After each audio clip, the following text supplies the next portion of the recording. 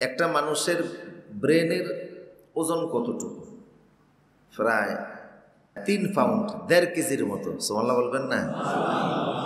একটা প্রাপ্তবয়স্ক মানুষের ব্রেনের ওজন 3 পাউন্ড, প্রায় 1.5 কেজির মতো। আর এটার পরিধিটা কত?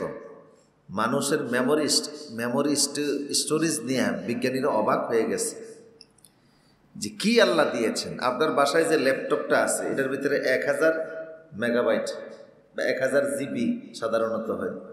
মোবাইলে যে মেমোরি আমরা ব্যবহার করি এটা 64 জিবি বা 256 জিবি পর্যন্ত মানুষ ব্যবহার করে। কিন্তু মানুষের ব্রেনের ভিতরে আল্লাহ পাক যে স্পেস দিয়েছেন, চিন্তার যে মেমোরি সেল দিয়েছেন, এটা নিয়ে বিজ্ঞানীরা গবেষণা করে দেখছে যে মানুষের ব্রেনের ভিতরে প্রায় 25 লক্ষ গিগাবাইট মেমোরি আল্লাহ পাক দান করে দিয়েছে। এত বিশাল জায়গা মানুষের ব্রেনের ভিতরে, এত তার চিন্তার উৎকর্ষতা আল্লাহ পাক সৃষ্টি করে দিয়েছেন। 25 লক্ষ গিগাবাইট। আমরা তো হিসাব জানি যে গিগাবাইট, মেগাবাইট, ফেডাবাইট এরকম বিভিন্ন হিসাব। 2.5 মিলিয়ন আল্লাহ পাক দিয়েছে। সেই হিসাবে প্রায় 25 লক্ষ গিগাবাইট, যতটুকু একটা মানুষের ব্রেনের ধারণ ক্ষমতা ততটুকু, তার মেমোরি স্টোরেজ হিউম্যান ব্রেন ততটুকু। সুবহানাল্লাহ।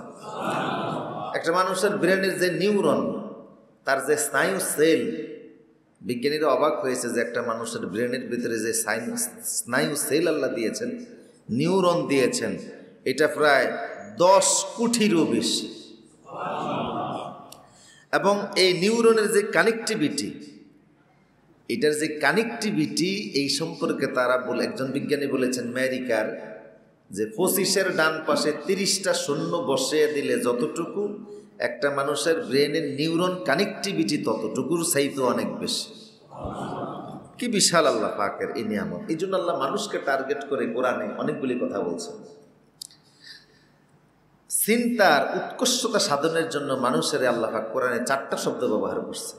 প্রথম বলছেন আন-নাযার, নজর শব্দ দিয়ে বলছেন যে তোমরা একটু দেখো, গভীরভাবে দেখো, মানে ডিপ, খুব গভীর থেকে একেবারে তীক্ষ্ণ নজর দিয়ে, শুধু ফেল ফেল করে তাকিয়ে থাকা না, তুমি অবজারভেশন করো, ডিপ অবজারভেশন।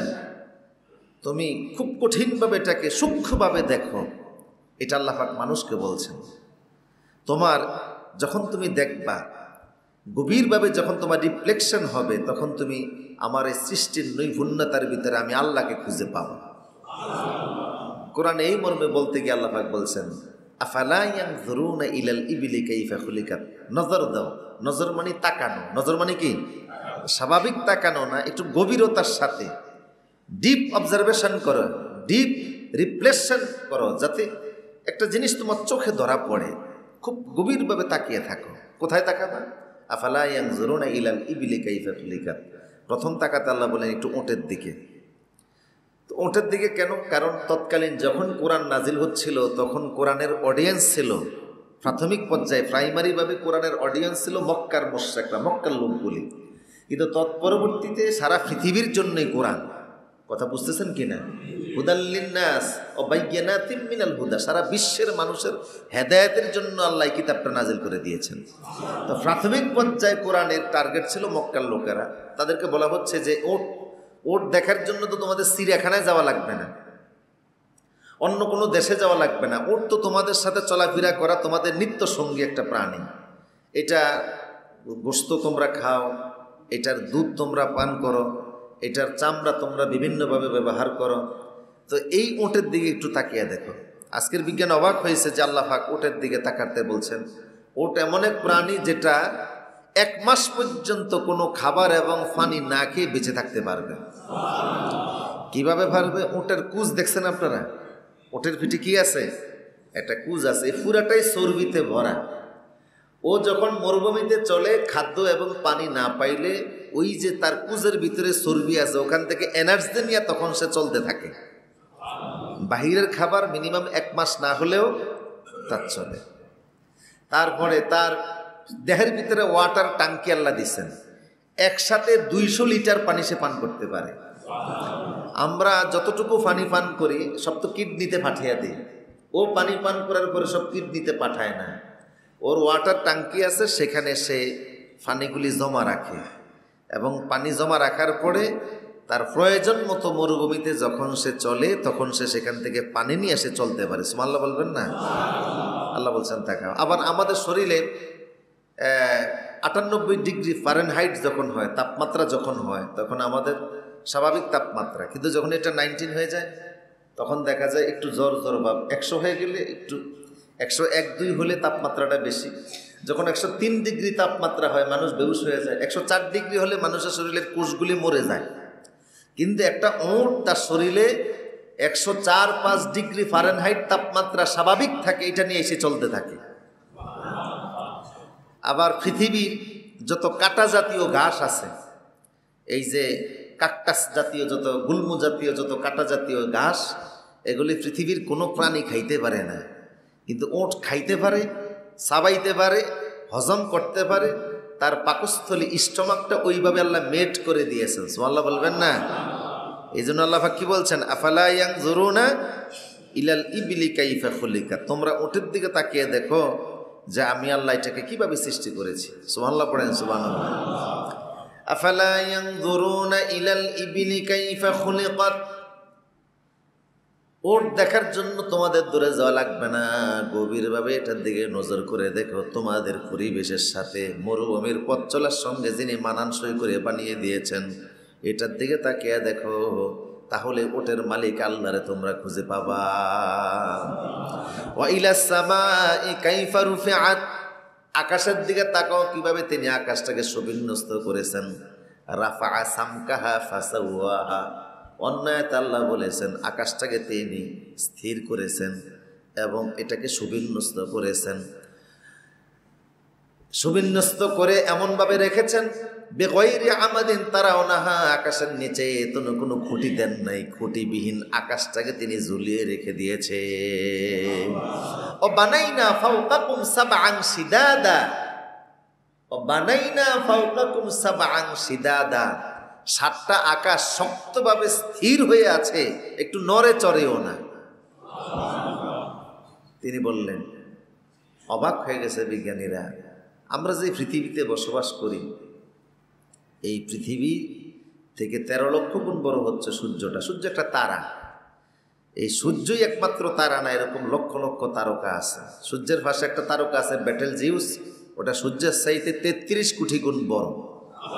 মানে পৃথিবী চাইতে 13 লক্ষ গুণ বড় সূর্যটা। মানে কি মনে করছেন 13 লক্ষ পৃথিবী এক জায়গায়, সূর্যটা আরেক জায়গায়, তারা এরকম কোটি কোটি তারকা দিয়ে গ্যালাক্সি তৈরি। এরকম কোটি কোটি গ্যালাক্সি প্রথম আসমানের নিচে আল্লাহ পাক রেখে দিয়েছেন।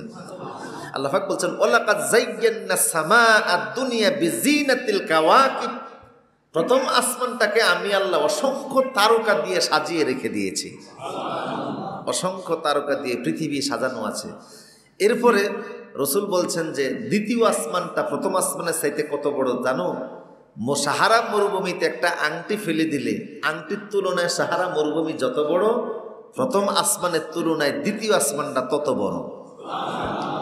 এই জন্য প্রথম আসমানের ওখানে যদি আপনি মাইক্রোস্কোপ যন্ত্র, মানে প্রথম আসমান থেকে এই পর্যন্ত পৃথিবীতে যা আছে সবটা যদি একটা মানচিত্রে আপনি নিয়ে আসেন, প্রথম আসমানের নিচ থেকে যা আছে একটা মানচিত্রের ভিতরে যদি আপনি এনে দাঁড় করান, তাহলে পৃথিবীটাকে দেখার জন্য মাইক্রোস্কোপ যন্ত্র ছাড়া আপনি পৃথিবী দেখতে পাবেন না।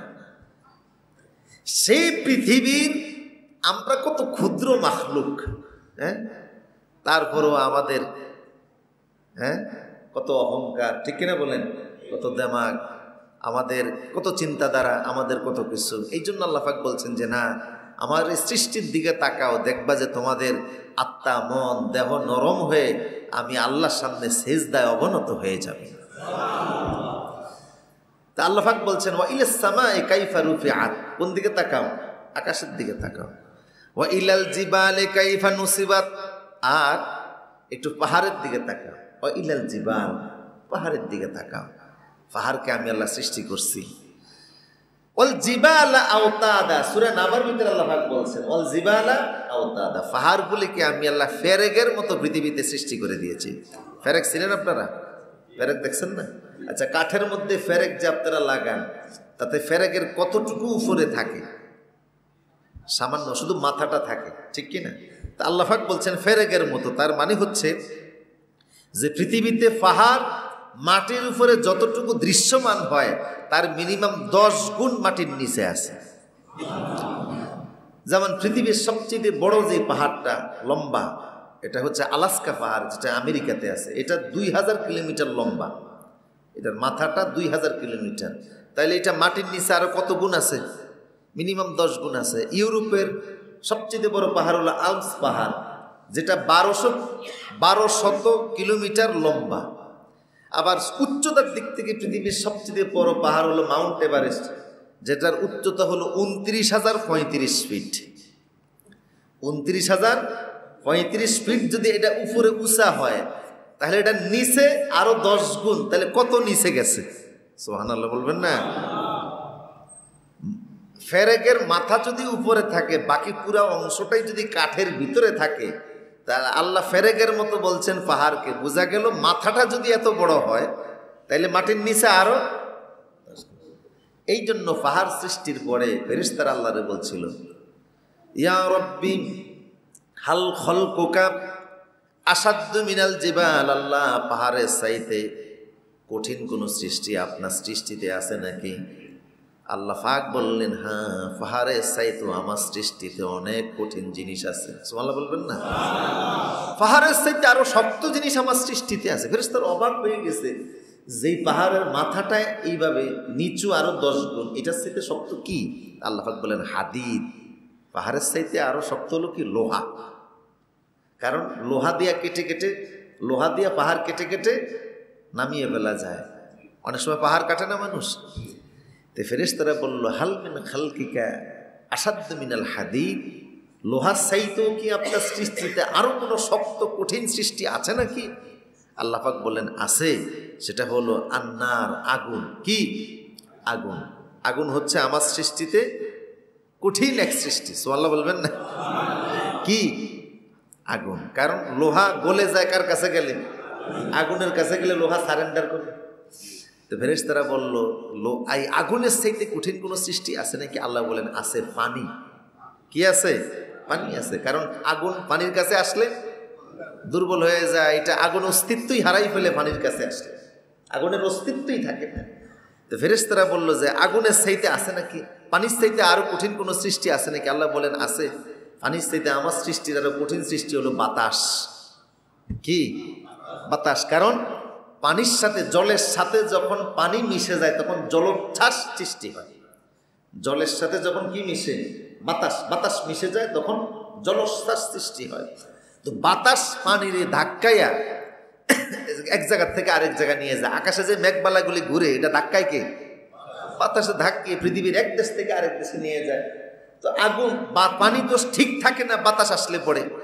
তাহলে বাতাসের চাইতেও পানি বেশি, এই আগুনের পানির চাইতেও বাতাস বেশি শক্তিশালী। ফেরেশতা বলল যে তাইলে এই বাতাসের চাইতে আপনার সৃষ্টিতে আরো কিছু আছে নাকি শক্তিশালী? আল্লাহ পাক বললেন আছে। সেটা হলো আমার বনি আদম। ওই বনি আদমগুলি যারা হাত দান করে এমনভাবে, ডান হাত দিয়া দান করলে বাম হাত জানে না, ডান হাতে দান করলে বাম হাত জানে না। আর রাসূল সাল্লাল্লাহু আলাইহি ওয়াসাল্লাম বলেছেন, এই জাতীয় মানুষগুলি সাবআতু যিল্লুহুমুল্লাহু ফি যিল্লি ইয়াওমা লা যিল্লা ইল্লা যিল্লু। কিয়ামতের ময়দানে যখন আল্লাহর আরশের ছায়া ব্যতীত আর কোনো ছায়া থাকবে না, তখন এই জাতীয় দানশীল ব্যক্তিদেরকে আল্লাহ আরশের নিচে জায়গা করে দিবে। পাহাড় আল্লাহর সৃষ্টিতে এক অনন্য সৃষ্টি। আল্লাহ পাক বলছেন, এই পাহাড়, মক্কার মানুষেরা পাহাড় দেখার জন্য তোমাদের অন্য দেশে যাওয়ার দরকার নাই। এই তোমাদের চারপাশে শুধু কি? পাহাড় আর পাহাড়। তোমরা পাহাড়ের দিকে তাকাও। এই পাহাড়গুলি যেন বিগ ব্যাং থিওরির মাধ্যমে যখন এই পৃথিবী সৃষ্টি হয়, তখন পৃথিবীর এই নির্দিষ্ট কিছু জায়গাগুলিকে আল্লাহ সৃষ্টিগতভাবে উঁচু করে দিয়ে এই মাউন্টেনগুলি সৃষ্টি করে দেন। সুবহানাল্লাহ। যেখানে যেটা দরকার আল্লাহ বসিয়ে দেন। আমার প্রিয় সুদীত, আল্লাহ পাক বলছেন, ওয়া ইলাল জিবালি কাইফা নুসিবাত ওয়া ইলাল আরদি কাইফা সুতিহাত। একটু নজর দাও, তোমাদের ব্রেনটা একটু খাটাও, বুদ্ধিটা একটু খাটাও, এবং তোমরা একটু জমিনের দিকে নজর দাও। জমিনের দিকে নজর দিবা কেন? জমিনের দিকে নজর দিলে তোমরা দেখবা এই জমিন সব জায়গায় একরকম না। তুমি মনে করো যে তোমার বাড়ির সামনে যেই জমিন, এখানে ফসল লাগিয়ে দিলেই, বীজ দিয়ে দিলেই নিচের থেকে বীজ হতে, ফসল হতে থাকে। পৃথিবীর সব জমিন এরকম নরম না। মাটির উপরে তোমার কাছে এটা দৃশ্যমান, কিন্তু মাটির নিচের অবস্থা তুমি জানো। সেখানে অনেক শিলা পাথর আছে, সেখানে প্লেট আছে, সেখানে বিভিন্ন স্তর আছে, সেখানে আগুন আছে। মাঝে মধ্যে জমিনকে আল্লাহ ফাটিয়ে আগুনের লাভা নিচের থেকে বের করে নিয়ে আসে। সব একরকম না। জমিনের দিকে তাকাও। ও ইলাল আরদি কাইফা সুতিহাত, পৃথিবীর জমিনের দিকে তাকাও। এই তাকানের কথা আল্লাহ পাক বললেন কোরআনের। এরপরে আবার আরেক জায়গায় বললেন, শুধু গভীরভাবে তাকাইলেই হবে না, একটু আকলটা খাটাও। সুবহানাল্লাহ বলবেন না? কি খাটাও?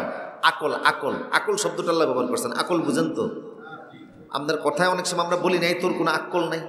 আবার অনেক সময় কারোর কাজের ভিতরে যদি নির্বোধতা প্রকাশ পায়, বোকামি প্রকাশ পায়, তখন আমরা ব্যাককল বলি না এরকম?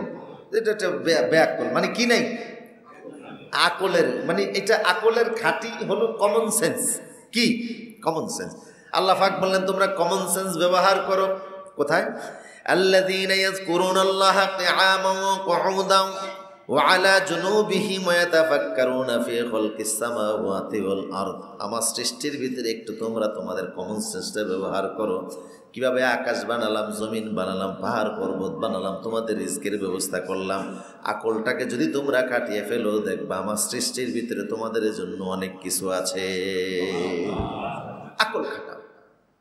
এই জন্য জাহান্নামীরা যখন জাহান্নামে যাবে, জাহান্নামীরা জাহান্নামে যাওয়ার পরে বলবে, ক্বালু লাউ কুন্না নাসমাউ আও নাআকিলু মা কুন্না ফি আসহাবিস সাঈর। জাহান্নামীরা জাহান্নামে যাওয়ার পরে বলবে, আহারে যদি সেদিন একটু কমন সেন্সটাকে ব্যবহার করতাম, আকলটাকে যদি একটু ব্যবহার করতাম, তাহলে এই জাহান্নামে আমাদের আসতে হতো না। সেদিন আমরা এই আমাদের কমন সেন্সটাকে ব্যবহার করি নাই। যদি করতাম আজকে শাস্তি আমাদের পেতে হতো না। আমরা ফাআতারাফু বিযামবিহিম, তারা তাদের অপরাধগুলিকে স্বীকার করে নেবে। কিন্তু আল্লাহ বলবেন লাভ নাই, ফাসুহকান লিআসহাবিস সাঈর, তোমাদেরকে জাহান্নামে যেতেই হবে। কারণ সময় মতো কি করো নাই? তোমাদের আকলের ব্যবহার করো নাই। আমার প্রিয় সদেব, আকলটাকে আল্লাহ ব্যবহার করার কথা বললেন, ভালো করে তাকাও। এরপর আল্লাহ সুবহানাহু ওয়া তাআলা বললেন, তোমরা তাফাক্কুর করো।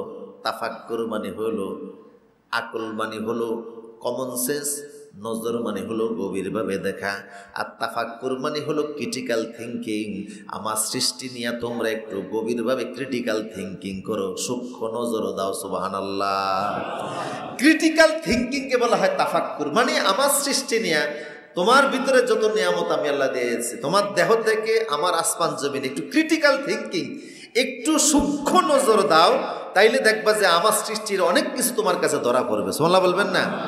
এই তাফাক্কুর শব্দটা কোরআনের বহু জায়গায় আল্লাহ আমাদের জন্য ব্যবহার করছেন।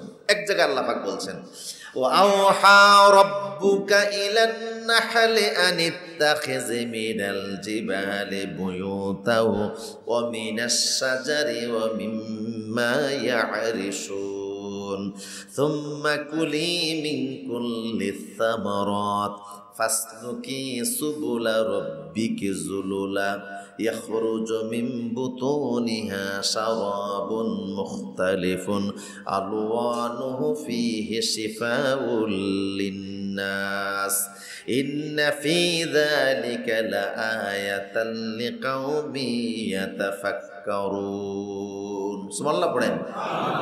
তাফাক্কুর করো, একটু চিন্তা করো, ক্রিটিক্যাল থিঙ্কিং করো। তো কি নিয়ে ক্রিটিক্যাল থিঙ্কিং করবো? আল্লাহ একটা আমাদের চোখের মধ্যে ধরাই দিলেন। আপনারা কি বুঝতেছেন কথা? কি ধরাই দেন? মৌমাছিটা ধরাই দিলেন, যে মৌমাছি নিয়ে ধরাই দিয়ে বলে মৌমাছি নিয়ে একটু ক্রিটিক্যাল থিঙ্কিং করো।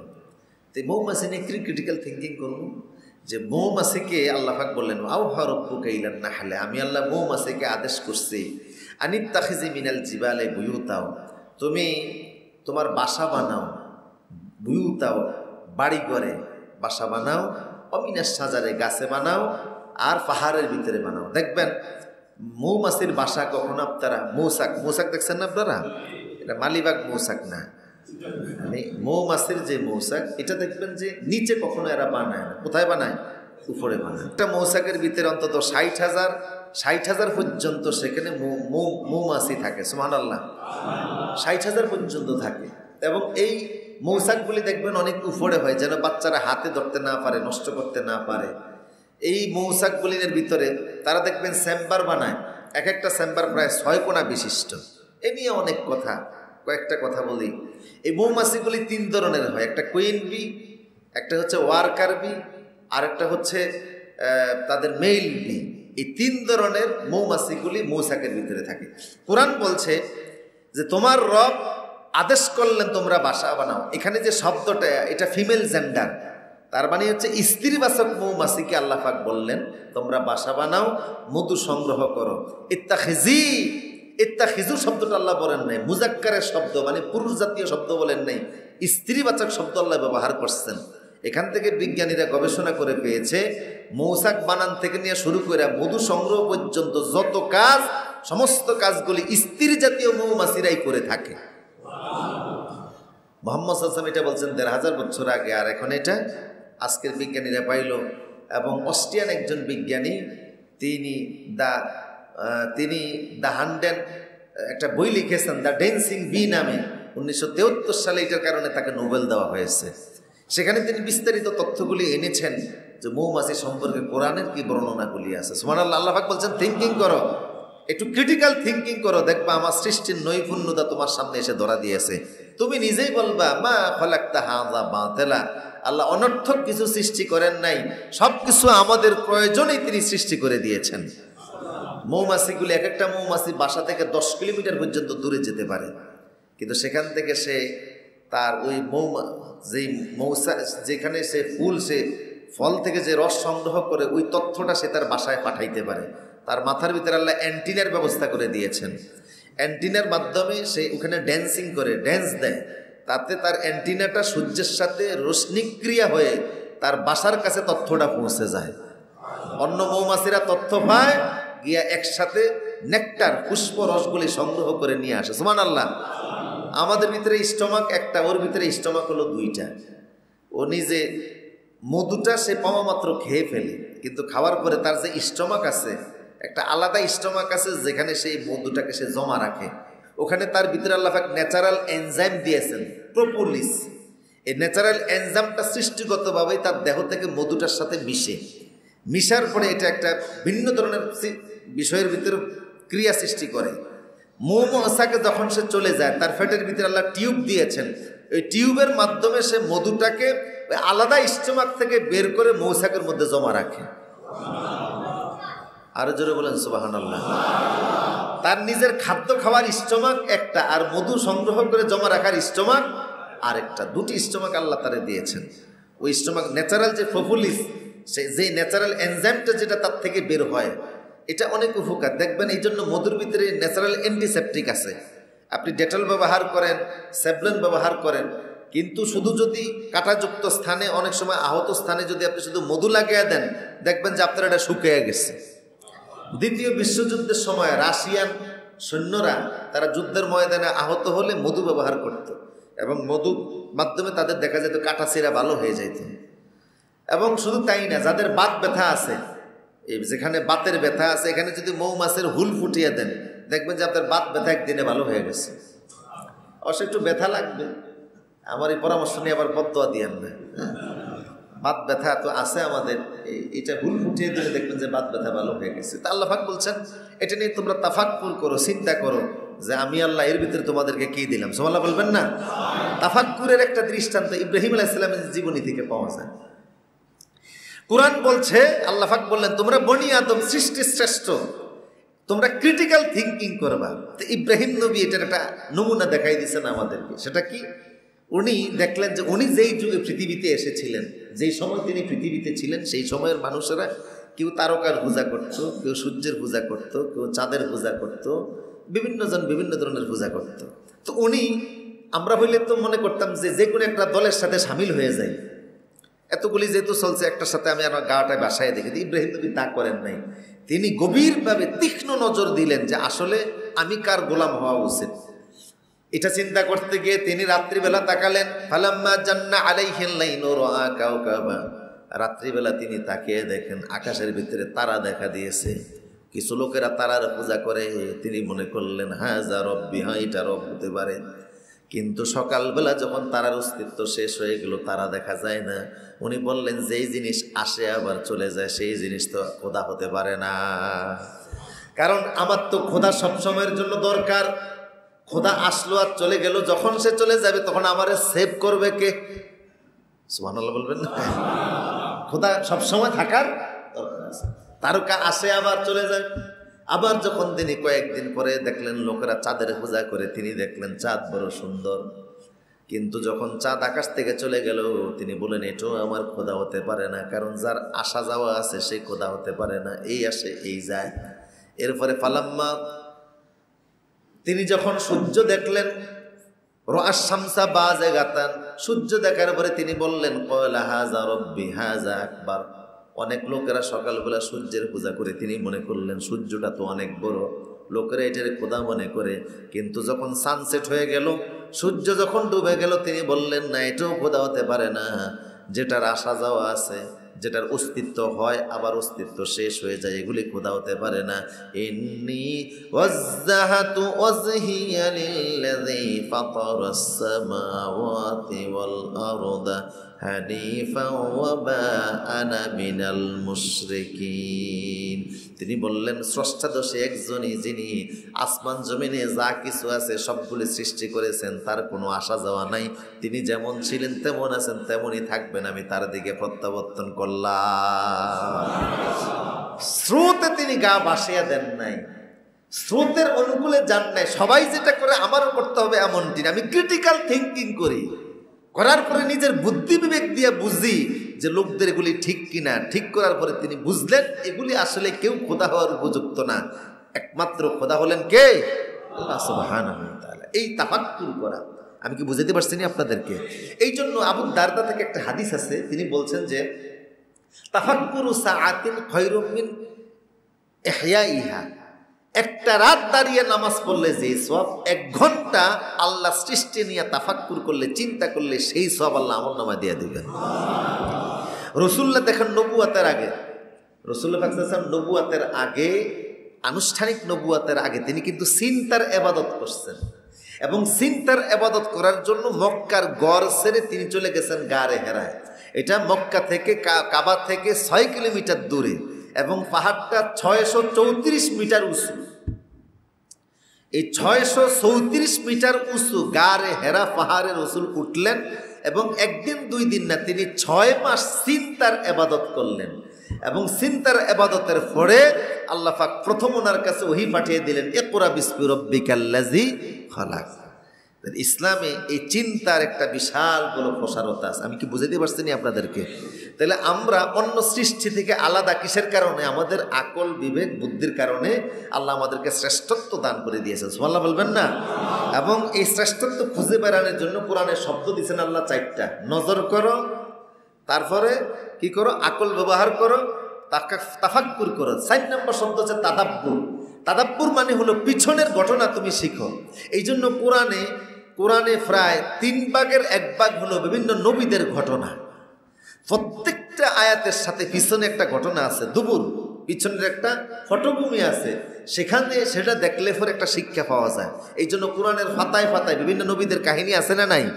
আল্লাহ পাক বলছেন এগুলি তাকাও, তাইলে দেখবা যে তোমার ব্রেনের চিন্তার জগৎটা আরো বেশি প্রসারিত হবে। আমি কি বুঝাতে পারছি আপনাদেরকে? তাইলে আল্লাহ আমাদেরকে বললেন তোমরা শ্রেষ্ঠ সৃষ্টি, এটা করো। পাশাপাশি অন্য সৃষ্টি বোঝার জন্য আল্লাহ বিভিন্ন প্রাণীর নাম নিলেন, এবং প্রাণীদের নামে সূরা দিলেন। গাভীর নামে আল্লাহ সূরা দিলেন, আর পরে হাতির নামে দিয়েছেন না একটা, এই সূরাটার নাম কি? সূরা ফিল। সুবহানাল্লাহ বলবেন না? কি নাম? সূরা ফিল। হাতির নামে আল্লাহ কেন সূরা দিলেন? আপনি দেখবেন একটা হাতির ওজন, আফ্রিকান হাতি আর আমাদের এশিয়ার হাতির ভিতরে পার্থক্য আছে। প্রায় 250 প্রজাতির হাতি বর্তমান পৃথিবীতে পাওয়া যায়। আফ্রিকান যে হাতিগুলি হয়, এক একটা হাতির ওজন প্রায় 10,000 কেজি পর্যন্ত হয়। এত বিশাল ওজনের একটা হাতি, কিন্তু কখনো কি হেলে দুলে পড়ে যেতে দেখছেন? কখনো হেলে দুলে পড়ে না। এবং তার এত বিশাল তার দেহের ওজন, কিন্তু কোনোদিন তার পায়ের আওয়াজ পাইছেননি আপনারা হাঁটার সময়? হাতি হাঁটার সময় পায়ের আওয়াজ আছে, কিন্তু মানুষের আছে না নাই? ওজন হলো 10 KG, 20 KG, 25 KG, 50 KG, 100 KG, কিন্তু পায়ের আওয়াজ কত বেশি। হাতির এত বিশাল ওজন, তার পায়ের মধ্যে কি নাই? কোনো আওয়াজ নাই। আল্লাহ এখান থেকে একটা মেসেজ দেন না? মেসেজ আছে। এত বিশাল বড় ওজন, তার কোনো আওয়াজ নেই, তোমার আওয়াজ কেন? লা তামশি ফিল আরদি মারাহা, আমার জমিনের উপরে দিয়া তুমি অহংকার করে হেঁটো না, নরম ভাবে হাঁটো। সুবহানাল্লাহ বলবেন না?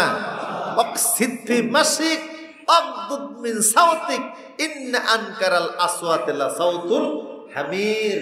তুমি হাঁটো, সুন্দরভাবে হাঁটো, আস্তে আস্তে পা দিয়ে হাঁটো। তুমি দেখো না হাতিটা, হাতির পায়ের কোনো আওয়াজ নেই।